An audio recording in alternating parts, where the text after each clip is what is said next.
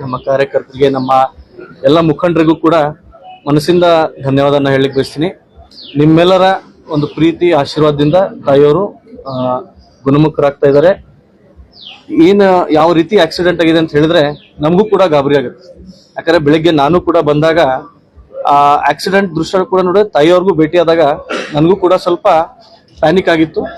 ಆದ್ರೆ ಇವತ್ತು ತಮ್ಮೆಲ್ಲರ ಪ್ರೀತಿ ಆಶೀರ್ವಾದ ಮೇರೆಗೆ ಅವರು ಬಹಳ ಬೇಗ ಗುಣಮುಖರಾಗಿ ಬ್ಯಾಕ್ ಬೋನ್ ಅಲ್ಲಿ ಒಂದು 3-4 ಅವ್ರಿಗೆ ಮೈನ್ಯೂಟ್ ಫ್ರಾಕ್ಚರ್ ಆಗಿದೆ, ಹೇರ್ಲೈನ್ ಕ್ರ್ಯಾಕ್, ಮತ್ತೆ ಸ್ವಲ್ಪ ಕೈ ಹತ್ರ.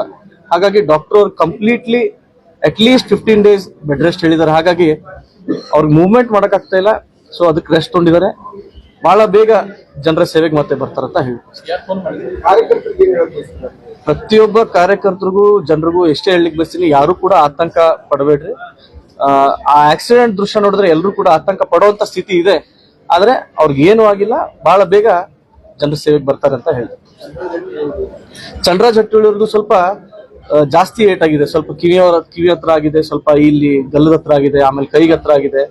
ಅವರು ನಡ್ದಾಡಕ್ ಬರ್ತಾ ಇತ್ತು. ಅದಕ್ಕೆ ಡಾಕ್ಟರ್ ಅವ್ರನ್ನ ಡಿಸ್ಚಾರ್ಜ್ ಮಾಡಿ ಮನೆಗೆ ಕಳಿಸ್ಕೊಟ್ಟಿದ್ದಾರೆ. ಅವರು ಕೂಡ ಮನೇಲಿ ರೆಸ್ಟ್ ತಗೊಳ್ತಾ ಇದ್ದಾರೆ. ಹಾಗಾಗಿ ಮೇಡಮ್ ಅವ್ರಿಗೆ ಸ್ವಲ್ಪ ಓಡಾಡಕ್ ಬರ್ತಾ ಇಲ್ಲ.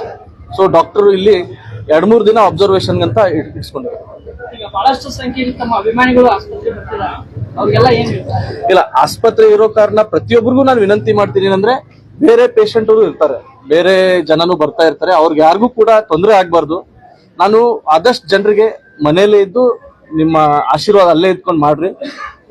ಮನೆಗೆ ಬಂದಾಗ ಪ್ರತಿಯೊಬ್ಬರಿಗೂ ಭೇಟಿ ಆಗ್ಲಿಕ್ಕೆ ನಾವು ಮುಂದೆ ಬರ್ತೀವಿ, ಪ್ರತಿಯೊಬ್ಬರನ್ನ ಭೇಟಿ ಆಗ್ತೀವಿ. ಕ್ಷೇತ್ರ ಕಾರ್ಯಕರ್ತರನ್ನ, ಜಿಲ್ಲೆಯ ಎಲ್ಲಾ ಮುಖಂಡರಿಗೆ ಭೇಟಿ ಆಗ್ಲಿಕ್ಕೆ ಬರ್ತೀವಿ. ಹಾಗಾಗಿ ಆಸ್ಪತ್ರೆ ಹತ್ರ ಬರೋದು ಸ್ವಲ್ಪ ಬೇಡ ಅಂತ ತಮ್ಮೆಲ್ಲರಿಗೂ ವಿನಂತಿ ಮಾಡ್ತೀವಿ.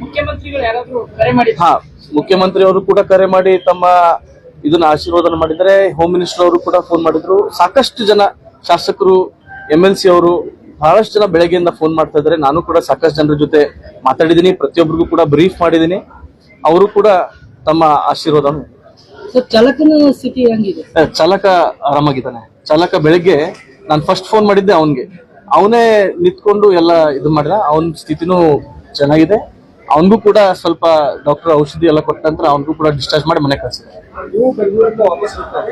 ನಾನು ನಿನ್ನೆ ಅವ್ರ ಜೊತೆಗೇನೆ ಬರ್ಬೇಕಾಗಿತ್ತು. ನಿನ್ನೆ ನಾವು ಮಧ್ಯಾಹ್ನ KPCC ಅಲ್ಲಿ ಒಂದು ಮೀಟಿಂಗ್ ಇತ್ತು, ನಮ್ಮೆಲ್ಲರೂ ಕರೆದಿದ್ರು ಬೆಳಗಾವಿ ಜಿಲ್ಲೆಯ ಮುಖಂಡರನ್ನ.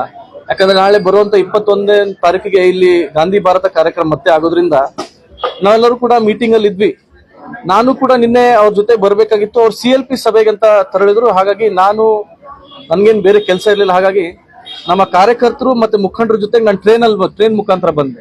ನಾನು ಬಂದು ಹೇಳಿದ ತಕ್ಷಣ ಈ ಮಾಹಿತಿ ನನಗೆ ಬಂತು. ಹಾಗಾಗಿ ನಾನೇ ಫಸ್ಟ್ ಇಲ್ಲಿ ಹಾಸ್ಪಿಟಲ್ ಬಂದಾಗ ಇಲ್ಲಿದೆಲ್ಲ ನೋಡ್ಕೋಬೇಕು.